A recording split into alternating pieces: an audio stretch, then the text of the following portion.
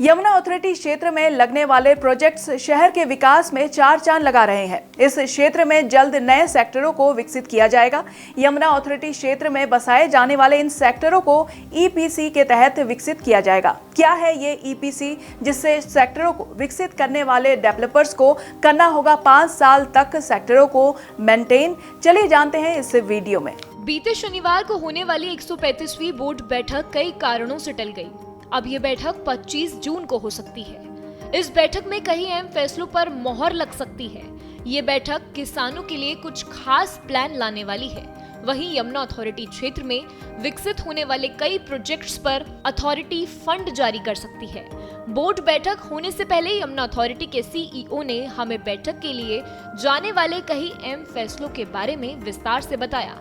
25 जून को होने वाली इस बैठक में अथॉरिटी नए सेक्टरों को विकसित करने वाली कंपनियों का चुनाव कर सकती है।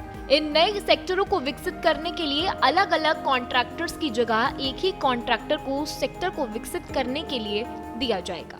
इंजीनियरिंग में जो सेक्टर्स नए डेवलप होने हैं और जो सेक्टर भी पार्शियली डेवलप हैं, वहाँ ईपीसी कॉन्ट्रैक्ट के माध्यम से हम डेवलपमेंट कराएंगे। वो बड़ी कंपनियां जैसे गमान है, एल&टी है, टाटा है, ये सेक्टर डेवलप करेंगी, समेकित रूप से करेंगी। तो ये जो हम लोग छोटे छोटे टेंडर करते हैं कि सड़क का अलग, सीवर का अलग, पानी का अलग, उसके बाद बिजली का अलग, पाइप का अलग और बिजली घर बनाने का अलग, वो सारी समस्याएं सॉल्व हो जाएंगी। एक सिंगल डेवलपमेंट होगा, एक कॉमन डक्ट होगा जिसमें सभी तरह की लाइनें रहेंगी।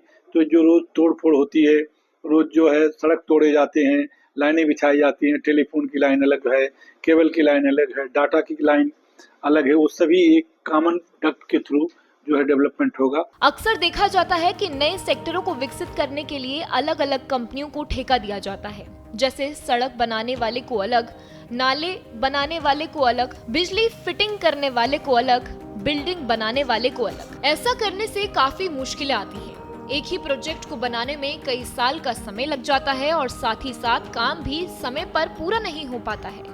ऐसी ही बातों से सीखते हुए यमुना अथॉरिटी ने ईपीसी कॉन्ट्रैक्टर के माध्यम से सेक्टरों को विकसित करने का फैसला लिया है। सेक्टरों को विकसित करने के लिए अथॉरिटी बड़ी बड़ी नामी कंपनियों को ये प्रोजेक्ट सौंप सकती है। इन कंपनियों में गमान, टाटा, एल&टी को अथॉरिटी प्रोजेक्ट दे सकती है और इंटरनल एक्सटर्नल दोनों डेवलपमेंट ईपीसी कॉन्ट्रैक्टर करेगा और 5 साल की मेंटेनेंस भी करेगा। ये प्रस्ताव बहुत महत्वपूर्ण प्रस्ताव है जो कि हम बोर्ड में ले जा रहे हैं। तो यमुना अथॉरिटी में जो है भविष्य में जो डेवलपमेंट है वो ईपीसी कॉन्ट्रैक्ट के थ्रू होगा, जिससे कि क्वालिटी डेवलपमेंट हो सके और किसी प्रकार का कोई निर्माण कार्य में कोई समझौता ना होने पाए। ईपीसी कॉन्ट्रैक्टर के माध्यम से जिन सेक्टरों को विकसित किया जाएगा, जो कंपनी इसे विकसित करेगी वही कंपनी अगले 5 सालों तक इसका मेंटेनेंस भी करेगी। ऐसा करने से सेक्टरों में आने वाली बिजली, पानी, सड़क और भी समस्याओं को आसानी से सुलझाया जा सकेगा। ऐसा माना जा रहा है कि इन सेक्टरों को विकसित करने के लिए अथॉरिटी जल्द ही यमुना अथॉरिटी क्षेत्र के 40 गांवों का अधिग्रहण करने वाली है। अक्सर देखा जाता है कि जमीन अधिग्रहण करने में कई समस्याएं सामने आती हैं, लेकिन इसके लिए भी अथॉरिटी ने खास इंतजाम किए हुए हैं ताकि जमीन के अधिग्रहण में किसी तरह की कोई समस्या न आए। यमुना अथॉरिटी का ये प्लान कितना कारगर साबित हो पाएगा, ये तो काम होने के बाद ही पता चल पाएगा।